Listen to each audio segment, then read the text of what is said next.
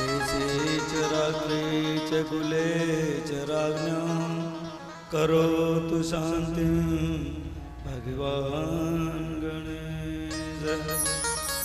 शुक्लांबरा विमलहंसगति प्रवीणा वीणाधरा नयनसुन्दरता जितेणा देवञ्जसाजितदिने सरुचि स्वभाषा रङ्गेण दैव गिरिनत्यतुषारदासा ध्येयं सदा परिभवग्नमभीष्टदोहं तीर्थास्पदं शिवविरञ्चिनुतं शरण्यं प्रत्याद्यं प्रणतपालभवाब्धिपूतं वन्दे महापुरुषते चरणारविन्दम्। गुरुर्ब्रह्मा गुरुर्विष्णु गुरुर्देवो महेश्वर गुरुर्साक्षात् परब्रह्म तस्मै श्री गुरुवे नमः।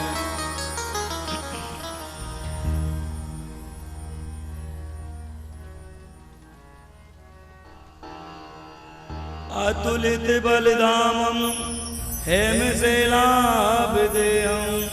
धनुजवन्त्रशानं ज्ञानिनां अग्रगण्यं सकलगुणनिधानं वानराणामधीशं रघुपतिप्रियभक्तं वातजातं नमः। प्रेम से भगवान का नाम लेंगे। राधे राधे गोविंद गोविंद राधे राधे गोविंद गोविंद राधे राधे राधे गोविंद राधे राधे गोविंद गोविंद राधे गोविंद राधे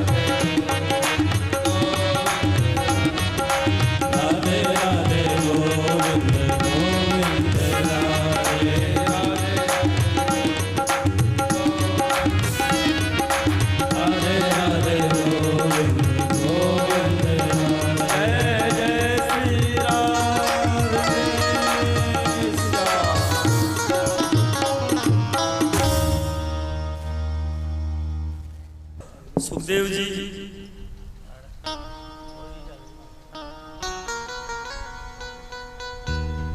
राजा परीक्षित को बता रहे हैं। इसके बाद कुरुवंश के सोमवंश का वर्णन कह सुनाया।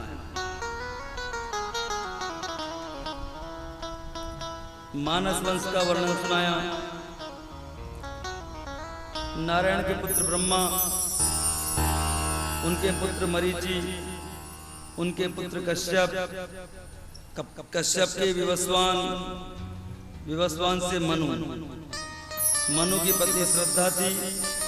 संतान नहीं उसे वशिष्ठ जी ने उसे चरु खिलाया, जिससे उसके पुत्री पैदा हुई। और महाराज मनु पुत्र चाहते थे, इसलिए उन्होंने उसे पुत्र बना दिया वशिष्ठ जी ने अपने मंत्रों से। उसका नाम सुधुम्न रखा। वह अपने साथियों के सहित कैलाश पर्वत पर चला गया। वहां ऐसा कुछ था कि इस क्षेत्र में जो भी आएगा पुरुष का प्रवेश नहीं था। पुरुष आएगा तो वो स्त्री बन जाएगा। इसलिए वहां जाने वाले जितने भी थे घोड़े, वो घोड़ी बन गए, और जो उन पे बैठे हुए थे वो नर से नारी बन गए। इसलिए वो सुधुम्न भी लड़की बन गया। विश्वामित्र बहुत दुखित, वशिष्ठ जी बहुत दुखित हुए कि पहले तो लड़की पैदा हुआ था, फिर इसको लड़का बनाया, और कैलाश पर्वत पर ये चला गया और वापस ये लड़की बन गया। पर उन्होंने प्रार्थना की भगवान से, तो उन्होंने कहा कि ठीक है, ये 1 महीने लड़का रहेगा और 1 महीने लड़की रहेगी। जब ये लड़की रहती थी तो चंद्रमा का पुत्र बुध इस पर अंजुम मुग्ध हो गए और इससे विवाह कर लिया। और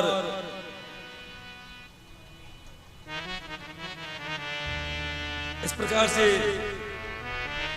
इनके पुरुरवा उत्पन्न हुआ। अब आता है सोमवंश का वर्णन। सुखदेव जी इसके बाद पुरुरवा के सोमवंश का वर्णन क्या सुनाया। नारद जी के पुत्र ब्रह्मा, ब्रह्मा के पुत्र अत्रि, अत्रि के पुत्र चंद्रमा, चंद्रमा के पुत्र बुध, बुध के पुत्र पुरुरवा हुए।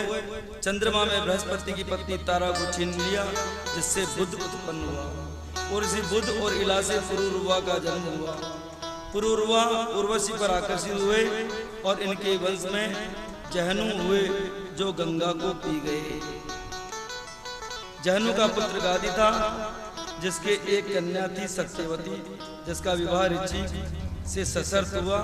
सत्यवती उसकी माता को संतान की इच्छा से सास को क्षत्रिय मंत्रों से और पत्नी को ब्राह्मण मंत्रों से अभिमंत्रित करके चरु खिलाया, लेकिन दोनों को चरु बदल दिया गया। यानी ऋचिक जो ऋषि थे, उन्होंने गादी से जाके कहा कि मैं तुम्हारी पुत्री से विवाह करूंगा, तो कि आप कौन? कि मैं भृगुवंशी हूँ, क्योंकि कुल तो बहुत अच्छा है, लेकिन ये आश्रम में रहने वाले लोग हैं और मेरी बेटी है ना जो मतलब महलों में रहने वाली है, इसलिए वो कैसे रह पाएगी। तो उन्होंने मना तो नहीं किया, पर उन्होंने शर्त रखी, झूठ बोल करके बताया कि मैंने ये शर्त रखी कि मैं अपने बेटी का विवाह उससे करूंगा जो मुझे 1000 घोड़े लाके दे, और वो घोड़े सफेद हो और उनके कान जो है काले हो और अंदर से लाल हो, ऐसा बताया कुछ। ऐसे घोड़े वो लेके आए, ऐसे घोड़े लेके आए वो अरब देश से, और विवाह करना पड़ा उनको। तो उनके कोई संतान नहीं थी, तो उनकी सास ने ऋषि से कहा, ऋचिक से, कि तुम्हारे पति बहुत विद्वान है, इसलिए इनसे कहो कि मेरे भी पुत्र हो जाए और तुम्हारे भी। तो उन्होंने एक चरु बनाया हवन करके, तो उस चरु के अंदर वो मंत्र डाले।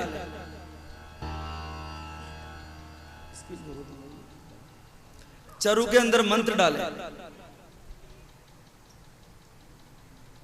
तो एक में तो क्षत्रिय मंत्र डाले, एक में ब्राह्मण मंत्र, क्योंकि उनका जो ससुराल था वो राजा के थे, तो वो क्षत्रिय थे। पर दोनों माँ बेटी ने वो बदल लिया, इसलिए जिसके ब्राह्मण पैदा होना चाहिए वहाँ क्षत्रिय हो गया, और जिसके यहाँ क्षत्रिय पैदा होना चाहिए उसके यहाँ ब्राह्मण हो गया विश्वामित्र। जो बाद में ब्रह्मर्षि बने थे। तो संतों, तो इस प्रकार से जमदग्नि उनके पुत्र हुए जिनका नाम था जमदग्नि, जो ब्राह्मण के पैदा हुए ऋचिक के, और जो उनके ससुर जी के जो सास के जो पैदा हुए उनका नाम था विश्वामित्र। जमदग्नि के पुत्र परशुराम हुए। हेहई का राजा कातवीर्य दत्तात्रेय की कृपा से शक्तिशाली बन गया और उसने नर्मदा की धारा रोक ली। रावण ने विरोध किया तो उसे बंदर की तरह नचाया। कातवीर्य एक बार जमदग्नि के आश्रम पर पहुंचा, साथ में सैनिक थे। वहां ऋषि ने कामधेनु द्वारा सबको भोजन कराया। कामधेनु को रात में चुरा करके ले गए वो, कि जिससे इतना भोजन मिल जाता है, ऐसी कामधेनु तो हमारे पास में होना चाहिए।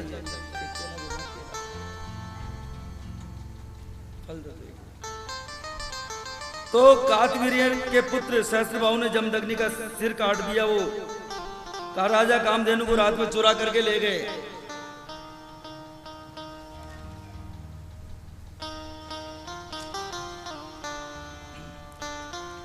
और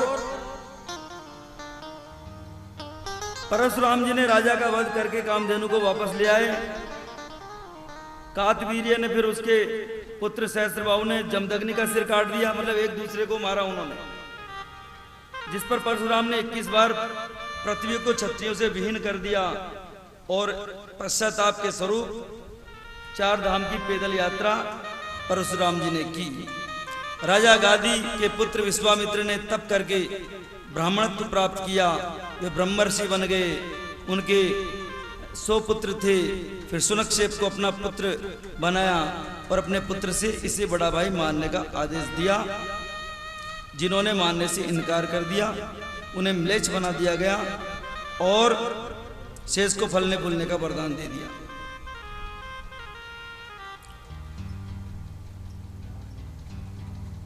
यानी विश्वामित्र ने अपने जो 100 पुत्र उनसे कहा कि तुम इसे भाई मानो सुनक्षेप को, क्योंकि उन्होंने उनको बचाया था, लेकिन भाई मानने से इनकार कर दिया। सुखदेव ने प्रश्न किया कि राजा ययाति ने ब्राह्मण पुत्री देवयानी से कैसे विवाह किया। बोली बाल कृष्ण लाल की जय।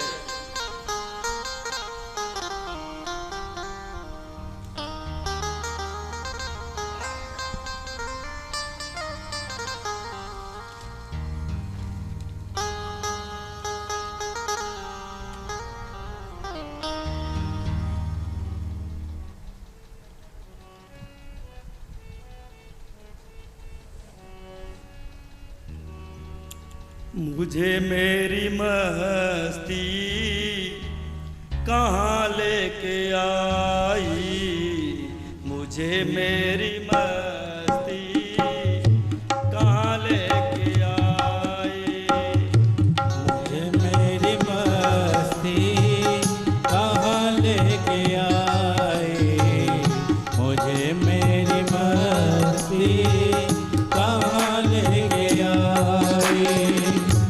कहाँ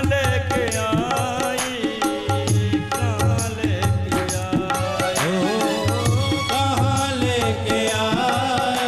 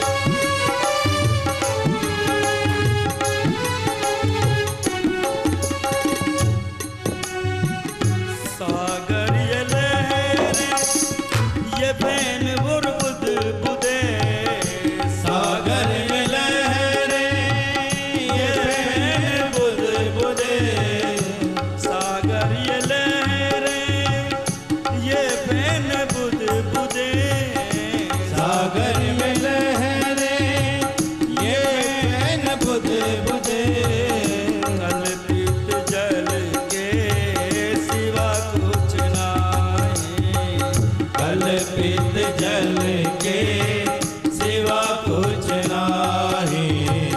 मुझे मेरी मस्ती कहाँ लेके आए, मुझे मेरी मर्जी कहाँ लेके आई।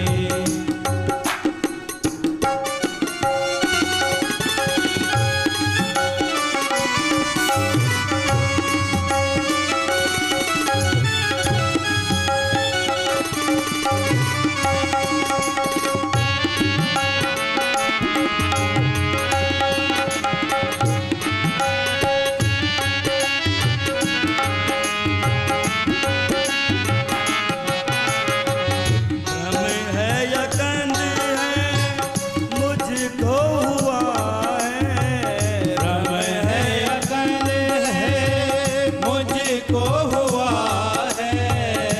भ्रम है या कंद है मुझको हुआ है, भ्रम है या कंद है मुझको हुआ है। हटाया जो उसको सिवा कुछ नाही, हटाया जो उसको सिवा कुछ नहीं।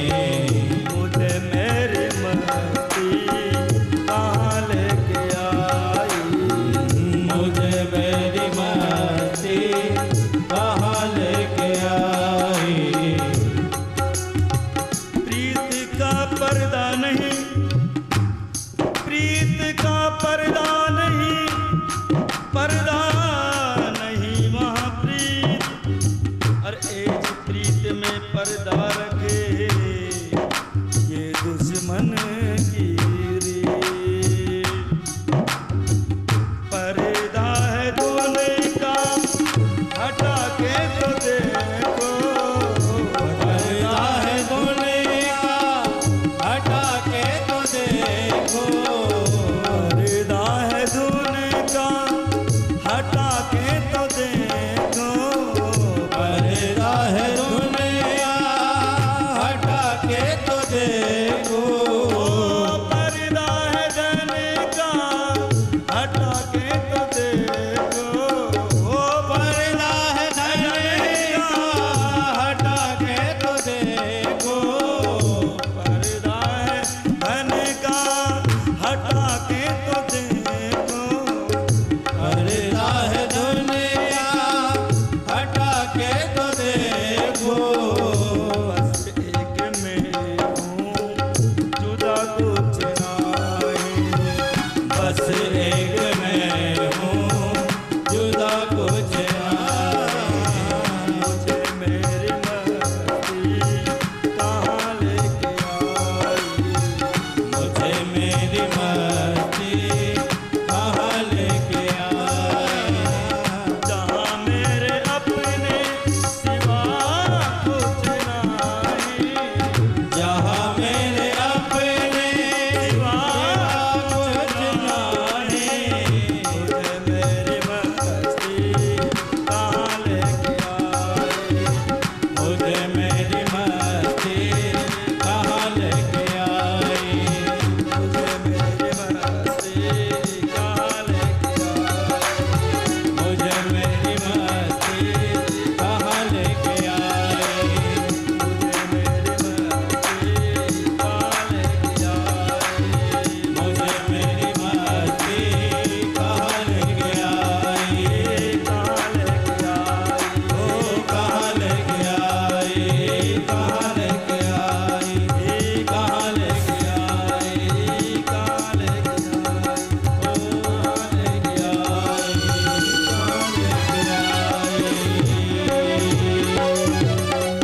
बोले बाल कृष्ण लाल की जय। तो राजा सुखदेव ने प्रश्न किया कि राजा ययाति ने ब्राह्मण पुत्री देवयानी से कैसे विवाद किया। तो देवयानी जो है ब्राह्मण की पुत्री शुक्राचार्य जी की, और इसकी एक मित्र है सहेली, उसका नाम है शर्मिष्ठा, वो राजा की बेटी थी। एक बार ये नदी पे स्नान करने गए, आंधी चली तो कपड़े बदल गए और इस ब्राह्मण की बेटी ने राजा की बेटी के कपड़े पहन लिए। राजा की बेटी शर्मिष्ठा थी, उसने कहा कि तेरी इतनी हिम्मत कि तू ब्राह्मण की बेटी होकर के रानी राजकुमारी के कपड़े पहन लेते ने, वस्त्र। कि मुझे मेरी कोई गलती नहीं है, कोई आंधी वगैरह में पता नहीं, मैंने यह वस्त्र रखे थे और ऐसे मैंने पहन लिए और मैंने कोई जानबूझ के ऐसा नहीं किया। तो उसने क्या किया, वो कपड़े खोल दिए, उसकी सहेलियां और भी थी, और उसको नग्न अवस्था के अंदर कुएं में फेंक दिया और उसको छोड़ करके वो चले गए। उधर से राजा ययाति आए। राजा ययाति ने जब सुना कुएं में से आवाज आ रही है तो उन्होंने उसको निकाला और उसको उसने निर्वस्त्र अवस्था में देखा तो उस ब्राह्मण की उन्होंने वस्त्र दिया अपना लपेटने के लिए और उन्होंने कहा कि आप मेरे पति हैं, कि आपने मुझे इस अवस्था में देखा है, इसलिए और किसी से मेरा विवाह नहीं हो सकता। कि तुम कौन हो? कि मैं शुक्राचार्य की बेटी हूं। कि तुम तो ब्राह्मण पुत्री हो? कि हाँ। तो कि मैं तो क्षत्रिय हूं। कि ठीक है, मेरा विवाह किसी ब्राह्मण के साथ नहीं हो सकता। कि क्यों? कि मुझे ऐसा श्राप मिला हुआ है। कि कैसा श्राप? कि एक बार बृहस्पति के पुत्र, बृहस्पति जो गुरु है देवताओं के, वो शुक्राचार्य गुरु है असुरों के। तो वो जो वो उन्होंने उस गुरु ने इस गुरु के पास में उनको संजीवनी विद्या सीखने के लिए भेजा। संजीवनी यानी जो मरे हुए को युद्ध में जिंदा कर दे, इसलिए असुरों को जिंदा कर देते थे। ये असुर मरते थे जिंदे हो जाते थे, देवता मरते नहीं थे क्योंकि उनको तो अमृत पान कर रखा था। ये मरते थे तो संजीवनी विद्या से जिंदा हो जाते थे। तो उन्होंने कच्छ को भेजा अपने बेटे को। उन्होंने कुछ समय तक तो नहीं सिखाया उसको, लेकिन वो उनकी सेवा करता था, लकड़ी लाता था जंगल में से, सारा काम करता था। और उनकी जो बेटी है देवयानी शुक्राचार्य की, वो इनसे प्रेम करने लग गई। और एक बार क्या हुआ कि असुरों ने सोचा कि ये लड़का जो है ये गुरुओं जो देवताओं के गुरु का लड़का है, अगर ये संजीवनी विद्या सीख के चला जाएगा तो ये विद्या देवताओं के भी काम आएगी, इसलिए इसको नहीं सीखने देना चाहिए, इसको मार दो। इसलिए वो जब लकड़ी लेने के लिए गया तो उसके चारों तरफ उन्होंने आग लगा दी। जब वो चिल्ला रहा था जोर से तो वो गुरु दौड़ते हुए गए और उन्होंने कहा कि बेटा, मैं तुम्हें ऐसी समय संजीवनी विद्या सिखाता हूं और मैं तुम्हें बचाने के लिए आऊंगा, तो मैं अगर मर जाऊं तो तुम मुझे उस विद्या से जिंदा कर देना। तो आग में घुस गए उसको बचाने के लिए, लेकिन उसको बचाते बचाते वो खुद ही शुक्राचार्य वो मतलब प्राण विहीन जैसे हो गए, मरे नहीं मरे पर मरने जैसे हो गए थे। फिर उन्होंने संजीवनी विद्या से उनको जिंदा कर दिया। फिर बाद में उस बेटी ने, देवयानी ने विवाह का प्रस्ताव रखा कि मैं आपसे विवाह करना चाहती हूं।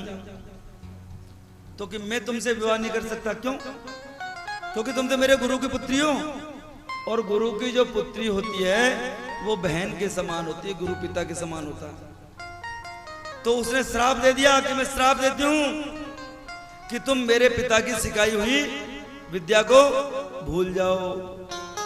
तो उसने कहा कि तुमने बिना उसके मुझे श्राप दिया है, जबकि इसमें मेरा कोई दोष नहीं है, मैं अपनी जगह पर सही हूं, लेकिन तुमने मुझे श्राप दिया तो मैं भी तुम्हें श्राप देता हूं कि तुमसे कोई तुम्हारी ब्राह्मण पुत्र के साथ में विवाह नहीं होगा।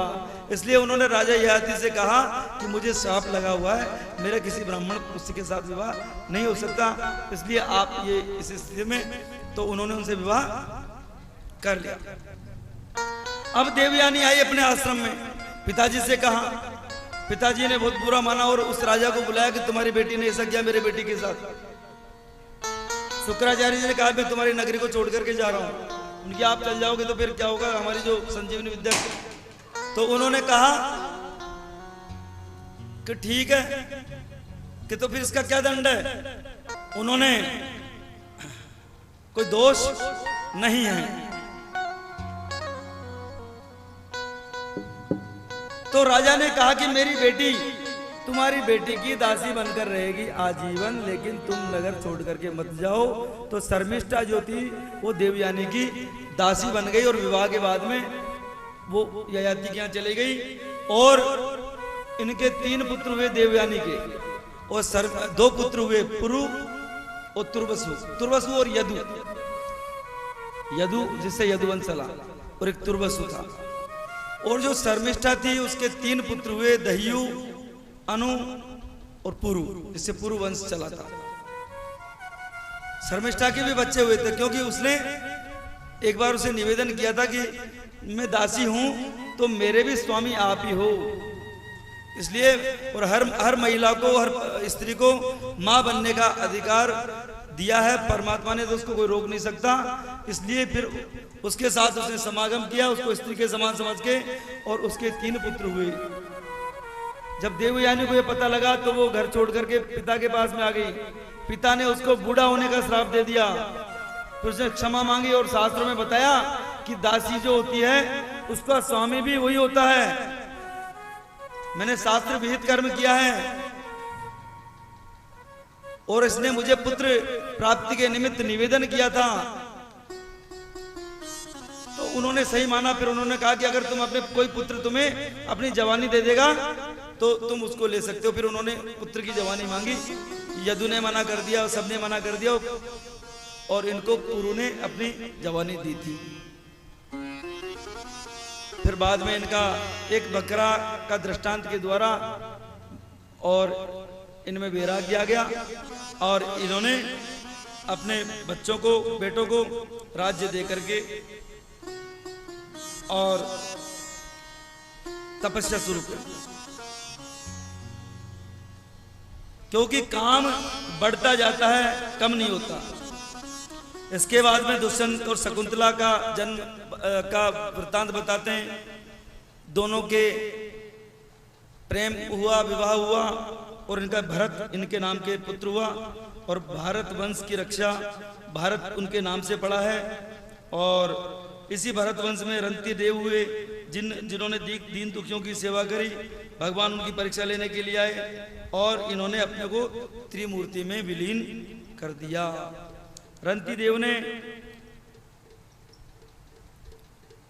भगवान यही वरदान मांगा कि मैं ईश्वर के से 8 सिद्धियों से युक्त उत्तम गति की इच्छा नहीं करता, मुझे मोक्ष की इच्छा भी नहीं है।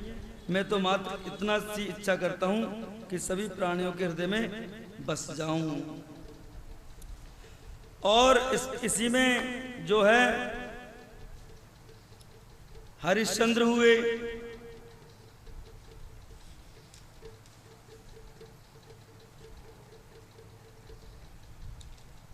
हरिश्चंद्र राजा हुए, और हरिश्चंद्र राजा जो है उनको एक जलोदर रोग हो गया था।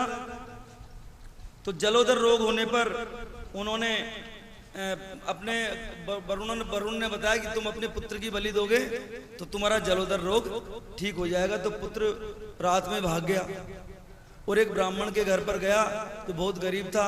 उसने कहा कि तुम्हारा एक पुत्र मुझे दे दो बलि के लिए, मैं तुम्हें बहुत सारा, मेरा राज्य है उसमें से बहुत सारा धन दे दूंगा, जितना चाहोगे। ब्राह्मण थोड़ा लोभी वृत्ति का था। उसने ब्राह्मणी से कहा कि अपने 3 पुत्र एक दे दे। तो उसने कहा कि बड़ा तो मैं दूंगा नहीं, क्योंकि वो मेरा उत्तराधिकारी बनेगा।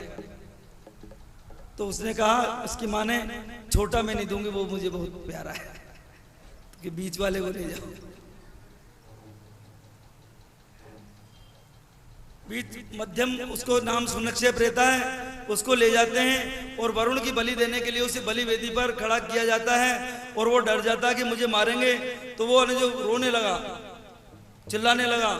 विश्वामित्र को दया आ गई। ये विश्वामित्र वही है जो ब्राह्मण का चरू खा करके और पैदा हुए। थोड़ी देर पहले बताया मैंने आपको, थे तो क्षत्रिय लेकिन मंत्र ब्राह्मण के थे, इसलिए इनमें ब्राह्मणों जैसी दया थी। इन्होंने उसके कान में जाके कहा, बेटा एक मंत्र बताता हूं, उसको बोलो तुम जोर जोर से। तो क्या मंत्र? कि हरि शरणम हरि शरणम। तो इन्होंने हरि शरणम मंत्र को बोला। वरुण देवता प्रकट हुए, कहा कि मैं तुमसे प्रसन्न हूं, तुम्हारा जलोदर रोग ठीक हो जाएगा, तुम इस बच्चे को छोड़ दो। अब वो बच्चा किसके पास जाए? माँ बाप ने तो पैसे लेके दे दिया उसको, और जो वो लेके आए थे रोहित, उनका बेटा राजा हरिश्चंद्र का, उनका भी काम हो गया, वो फ्री, भाई मारने के लिए लाए थे, तुम्हें छोड़ दिया तो छोड़ दो। तो शास्त्र में मतलब वो विचार किया कि अब इस पे किसका अधिकार है, इस बेटे पे, कि जिसने इसके ऊपर दया की वो इसका पिता है। तो दया किसने की उसके ऊपर? विश्वामित्र ने। तो विश्वामित्र ने उसे अपना पुत्र माना, और अपने जो 100 बेटे थे, थोड़ी देर पहले बताया था मैंने, उन 100 बेटों से कहा ये तुम्हारा बड़ा भाई है। तो कि हम नहीं मानते इसको बड़ा भाई, तो कि जाओ, नहीं मानते तो मैं इसको मानता हूं तुम्हारा, मेरा बड़ा पुत्र। अगर तुम इसको नहीं मानते हो तो मैं भी तुम्हें नहीं मानता हूं। उन्होंने अपने 100 पुत्रों को त्याग दिया। और बाकी राजा हरिश्चंद्र के बारे में वो आप जानते हैं कि कितने सत्यवादी थे। सुन लो जी सुन लो सत्य की कहानी, राजा हरिश्चंद्र तारावती रानी। सुन लो जी सुन लो सत्य की कहानी, राजा हरिश्चंद्र तारावती रानी। सुन लो सत्य की कहानी, राजा हरिश्चंद्र तारावती रानी। सुन लो जी सुन लो सत्य की कहानी, राजा हरिश्चंद्र तारावती रानी। सुन लो जी सुन लो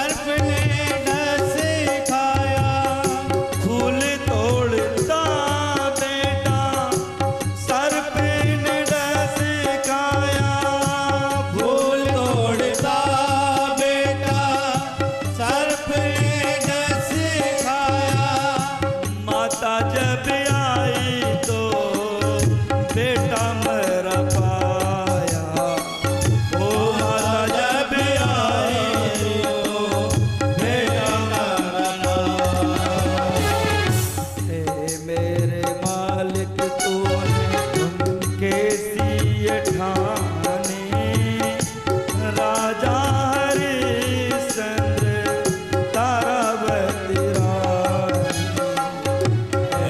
मेरे मालूम है कैसी अठाने राजा हरिश्चंद्र तारावती रानी। सुन लो सत्य के कहानी राजा हरिश्चंद्र तारावती रानी। सुन लो सत्य की कहानी राजा हरिश्चंद्र तारावती रानी। सुन लो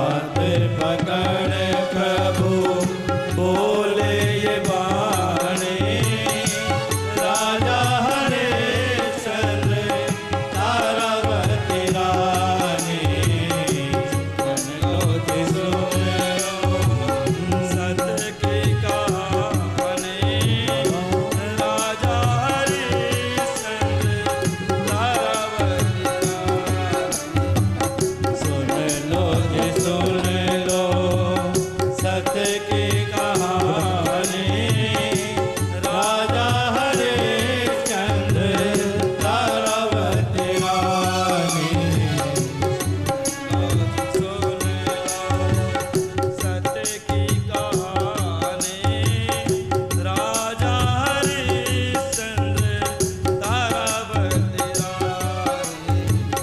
सुन लो जी सुन लो सत्य की कहानी राजा हरिश्चंद्र तारावती रानी।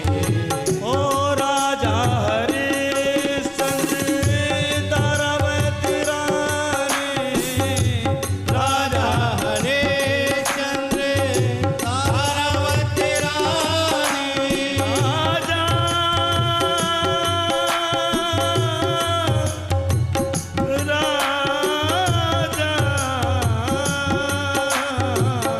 ओ राजा हरिश्चंद्र ओ तारावती रानी।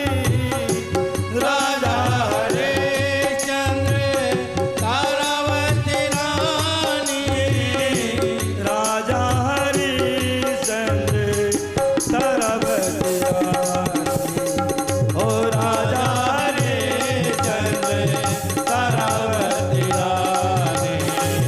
सुन लो जी सुन लो सत्य की कहानी राजा हरिश्चंद्र तारावती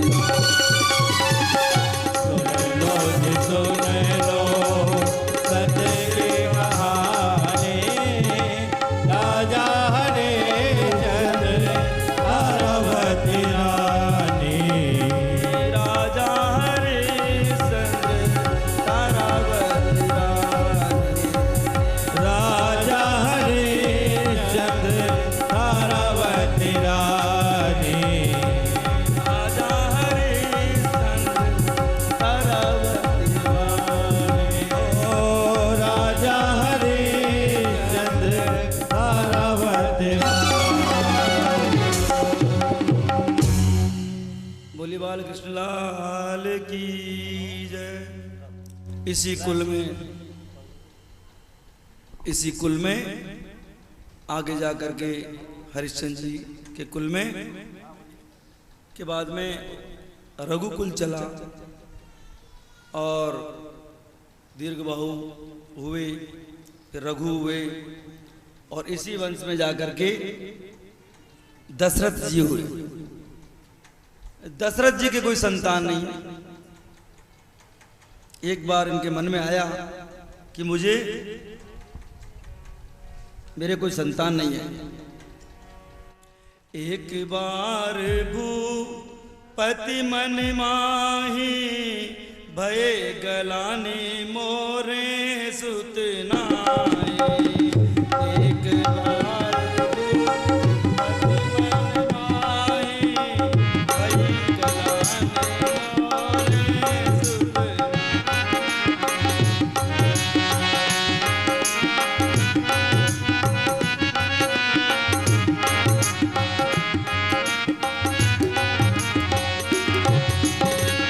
गुरु जी के पास में जाते हैं, वशिष्ठ जी के पास में मंत्री को लेकर के और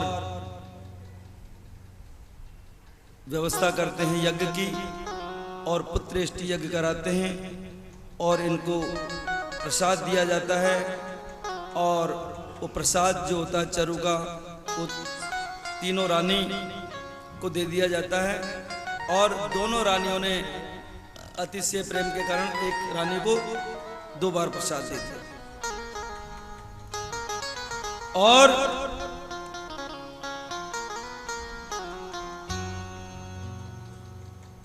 अब तो महाराज तीनों जो माताएं हैं वो गर्भवती हैं। जब जब हो धर्म के हानि, जब जब हो धर्म की हानि, आड़े असुर महाअभिमानी,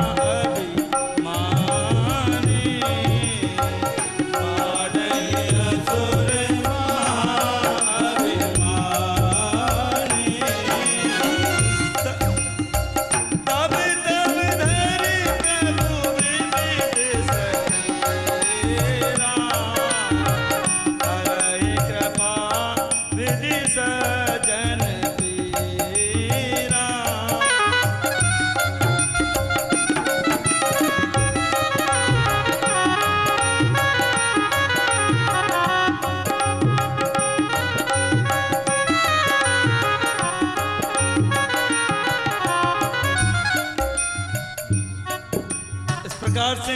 समय आया और नौमी तिथि मधु मास पुनीता शुक्ल पक्ष अभिजित हरि का राम सिया राम सिया राम जय जय राम राम सिया राम जय जय राम राम सिया राम जय जय राम राम सिया राम जय जय राम सशंख चक्रम सकिरीट कुंडलम सपीत वस्त्रम सरसीरुवेक्षणम संहार वक्षस्थल कौस्तुभस्त्रियम नमामि विष्णुं शिरसि चतुर्भुजम। तो इस प्रकार से भगवान ने जो है कौशल्या माता को दर्शन दिए, शंख चक्र धारण किए हुए, और कहा कि तुमने मुझे पुत्र रूप में कभी मांगा था मैंने, और मैं आ गया हूं। तो कहा कि इतने बड़े कोई पुत्र होते हैं क्या? आप पुत्र की तरह थोड़ी आए कि पुत्र कैसे कि छोटे बच्चे की तरह होना चाहिए, आप छोटे बन जाओ। माता पुनि बोली सोमति डोली अजहूं तात यह रूपा। आप इस रूप को छोड़ दो और की जैसी सुलीला अति प्रिय शीला यह सुख परम अनुपा। तो वो बालक बन गए और शिशु की तरह लीला करने लगे। और फिर सुनि वचन सुजाना रोदन ठाना, फिर भगवान रोने भी लगे। सुनि वचन सुजाना रोदन ठाना वही बालक सुरभूपा।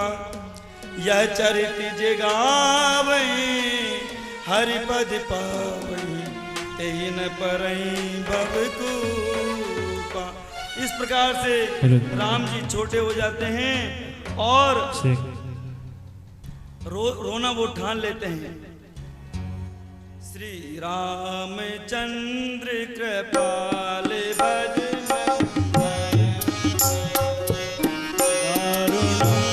नव कंज लोचन कंज मुख पर कंज पद कंदारुणम कंदर्प अगणित अमित छवि नव नील नीरद सुंदरम मडमित मानव तड़ित रुचि सुचि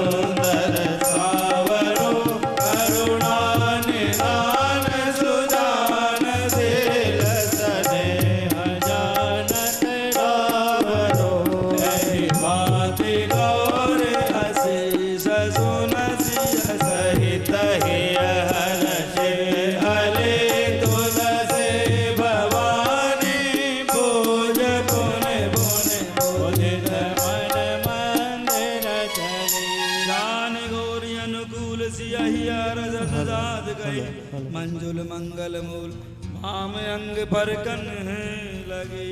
अब तो महाराज जब राम जी का जन्म हो गया और पूरे नगर में इस बात की खबर फैल गई कि दशरथ जी के यहाँ पुत्र की प्राप्ति हुई है, तो पूरे नगर में उत्सव मनाया गया।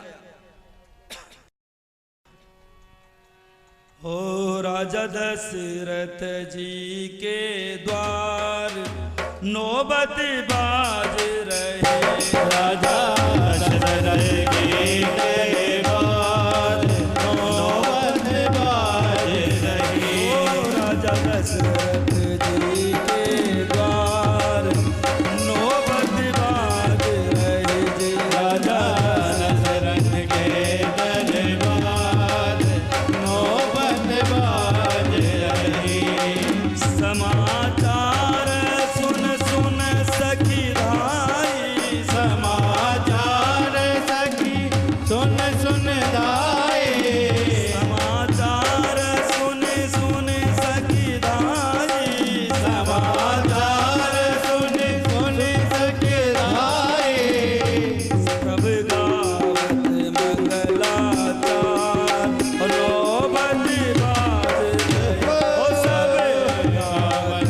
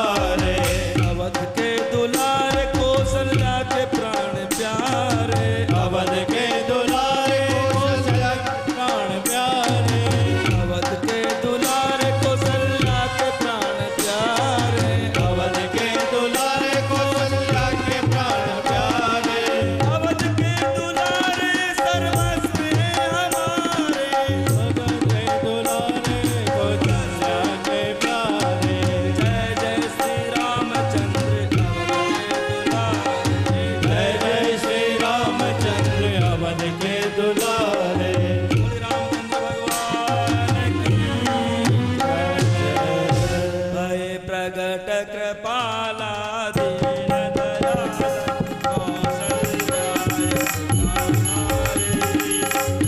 हरस कमह तारे मुन मन हारे अद्भुत रूप विचारे रामा तन मन श्यामा निज आयुध बुध चारे भूषण वन माला नयन विशाला शोभा सैंधु कला दूर कर जोरे अस्तुति दौरे कहि विधि करो अनंता माया गुण ज्ञान तीत अमाना वेद पुराण बनता मौना सुख सागर सब गुण आगर जय गावहि सुख सकता सोम अमृत लागे जन अनुरागे भयम प्रकट शेखर ब्रह्मांड निकाया निरमित माया रोम रोम प्रतिवेद करे मम उरसो वासी यह उपहार सुनत धीर मत थिरन रहे उपजा जब ज्ञाना प्रभु पुस्तकाना चरित बहुत विधि कीन कहे हर कथा सुहाई मात बुझाए यही प्रकार सुत प्रेम लहे माता पुन बोले सो मत डोले सजहु तात यह रूपा जैसे सुलीला अधिक असीला यह सुख परम अनूपा सुने वचन सुजाना रोदन ठाना कोई बालक सुर भूपा जय चरित गावै हरि पद पावै तेन परहि भव खूबा इंद्रेण सुर संतै दलीन मनुज अवतार निज माया चिन्ह माया गुण गोपार बोले रामचंद्र भगवान की जय। इस प्रकार से रामचंद्र जी का जन्म हुआ, भरत जी का जन्म हुआ। इस प्रकार से चारों भाइयों का जन्म हुआ और वशिष्ठ जी ने उनका नामकरण किया। जो आनंद सिंधु सुख राशि सी करते त्रिलोक सुपासी सो सुख धाम राम असी नामा अखिल लोक दायक विश्राम। बड़े पुत्र का नाम राम रखा। विश्व भरण पोषण कर जोई ताकर भरत नाम अस होई। उनसे छोटे जो विश्व का भरण पोषण करने वाले हैं उनका नाम भरत रखा गया। वो जाके सुमिरन तेरी पुनासा नाम शत्रुघ्न वेद प्रकाशा। और जिनके सुमिरन से रूपों का नाश हो जाता है उनका नाम शत्रुघ्न रखा। और लक्षण राधाम सुराम प्रिय सकल विश्व आधार गुरु वशिष्ठ जय राख्यूं लक्ष्मण नाम उदार। और जो है सकल विश्व के आधार है लक्षण राम और राम के जो प्रिय हैं और सबके आधार है विश्व के। कैसे कि शेष जी के अवतार लेकर के लक्ष्मण आए थे तो शेष जी के ऊपर तो धरती टिकी हुई है तो उनका नाम उन्होंने क्या रखा लक्ष्मण। अब तो महाराज जब भोले बाबा को पता लगा कि आए हैं जन्म लेकर के तो पर भगवान आ गए तो दर्शन करने के लिए आते हैं, भस्म बैठ के आते हैं, बागंबर पहन के आते हैं। और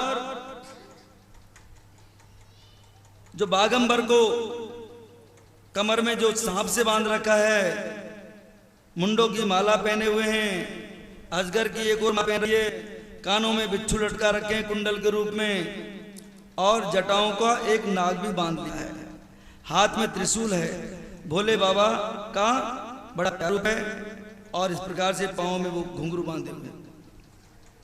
आज जाके घर में जो है वो मतवाला योगी जो है आया हुआ है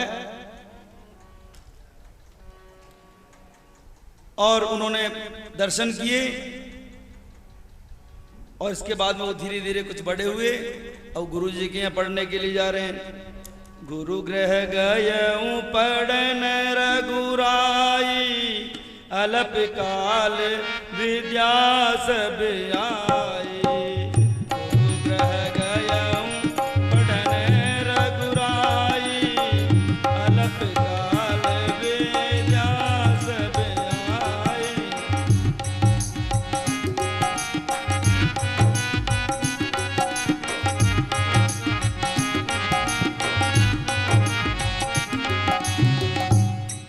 अब वो तो अल्प समय में सारी विद्याएं सीख जाते हैं।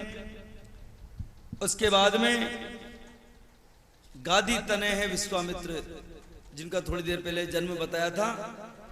गादी तनय मन चिंता व्यापी, बाढ़ई असुर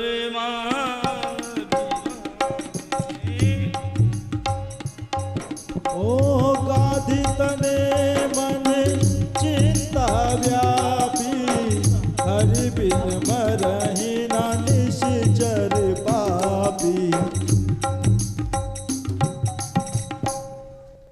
गादी देने के मन में चिंता हुई विश्वामित्र में कि वो जो तपस्या करते हैं तो असुर परेशान करते हैं उनको, इसलिए वे उनके पास में आए राम लक्ष्मण जी को लेने के लिए और राम लक्ष्मण को लेकर के जाते हैं। रास्ते में ताड़का का वध करते हैं, सुबाहु मारीच का वध करते हैं और वापस अयोध्यापुरी लौटते हैं। लेकिन मार्ग में जनकपुर होके जा रहे हैं और जाकर के पता लगा कि यहाँ पर स्वयंवर रचा है। कान के पास में सफेद बाल देख करके कि अब मुझे अपना राज्य का उत्तराधिकारी राम जी को बना देना चाहिए, ऐसा विचार उन्होंने किया। और वो गुरु के पास में गए, वशिष्ठ जी के पास में, कि किस दिन राम को राज्याभिषेक किया जाए। तो उन्होंने कहा कि जिस दिन आप राम जी का भी राज्याभिषेक करेंगे वही दिन श्रेष्ठ रहेगा। क्या भरोसा है इस जिंदगी का, क्या भरोसा है इस जिंदगी का, साथ देती नहीं ये किसी का, साथ देती नहीं ये किसी का, क्या भरोसा है इस जिंदगी का, क्या भरोसा है इस जिंदगी का।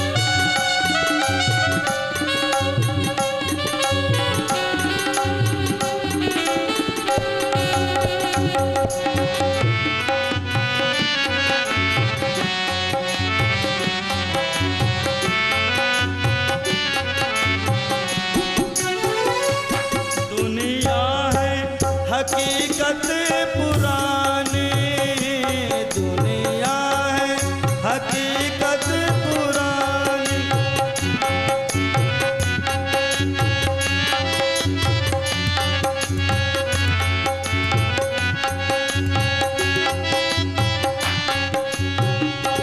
चलते रुकना है इसकी रवानी, चल के रुकना है इसकी रवानी। फर्ज पूरा करो बंदगी का, क्या भरोसा है इस जिंदगी का, क्या भरोसा है।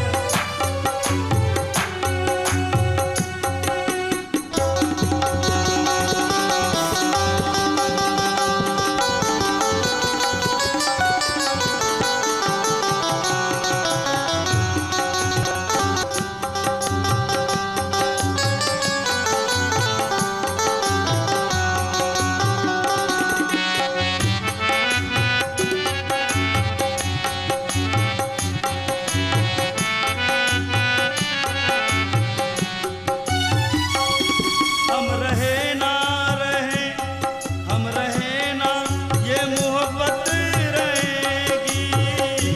हम रहे ना, ये मोहब्बत रहेगी।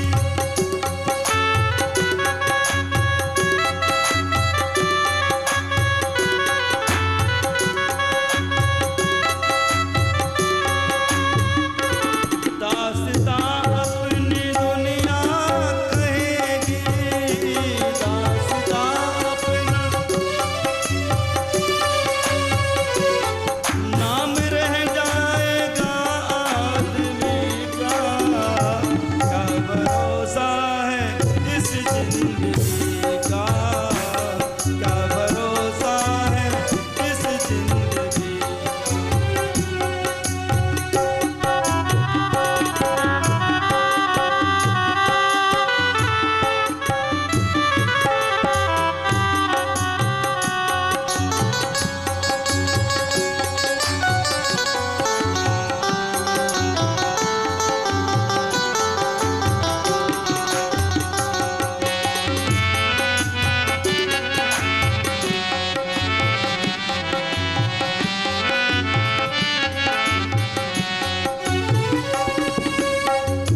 साथ देती नहीं ये किसी का, साथ देती नहीं ये किसी का, क्या भरोसा है इस जिंदगी का, क्या भरोसा है इस जिंदगी का,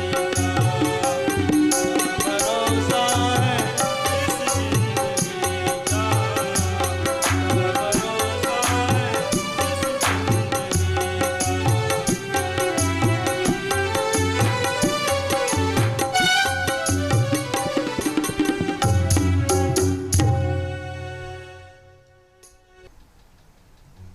इसके बाद रंती देव ने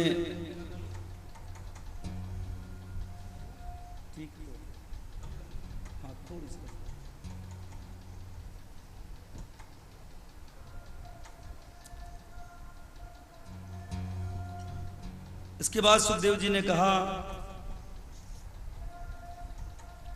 कि भरत वंश में आगे चल करके शांतनु हुए, कुरु हुए, द्रुपद हुए और इसी में परीक्षित तुम्हारा भी जन्म हुआ।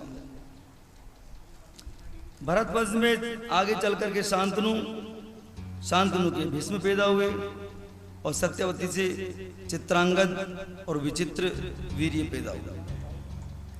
वेद व्यास जी ने इनकी दोनों की पत्नी से धृतराष्ट्र और पांडु को जन्म दिया और जो दासी थी उससे विदुर पैदा हुए। राजा पांडु के 5 पांडव पैदा हुए, युधिष्ठिर आदि, और